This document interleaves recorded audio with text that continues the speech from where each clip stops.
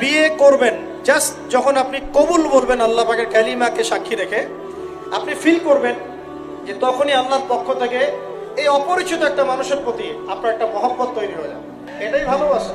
আর এটা আল্লাহ রাব্বুল আলামিন সূরা রুমের মধ্যে বলেছেন। সূরা রুমে আল্লাহ বলেছেন ওয়াজআলা বাইনাহুম মাওয়াজ্জাতা ওয়া রাহমা, আমি আল্লাহ তাদের মাঝখানে মহব্বত এবং ভালোবাসা সৃষ্টি করে দিই। আল্লাহু আকবার। আল্লাহ সৃষ্টি করে দেন। আমাদের নানীদেরকে দেখবেন, দাদি নানীদেরকে দেখবেন, বলবেন না আমি আমার স্বামীর ভিটা ছেড়ে কোথাও যাব না। তাদের বিয়ে হয়েছিল, দেখা যায় দাদার বয়স ছিল তখন 16 আর দাদির বয়স ছিল তখন 14। এখন তো করা যাবেই না, এটা করলে আপনাকে শাস্তির আওতায় নিয়ে আসবেন। তবে 16 বছর বয়স আপনি এখন করতে পারবেন, ঠিক আছে? নাউজুবিল্লাহ। নানির বয়স ছিল 10, 12, নানার বয়স ছিল 20। এইসব সময় বিয়ে হয়েছে না? 30, 40, 50 বছর সংসার করছে, কোনোদিন সংসারে ভাঙন হয় না। আছে না? আমার এটা ভালোবাসা। একজন আরেকজনের সম্মান বুঝতে শেখা, একজন আরেকজনের পাশে থাকা, একজন আরেকজনের স্বপ্নে পাশে থাকা, হোঁচট খেয়ে পড়ে গেলেও হাত ধরে উঠানো।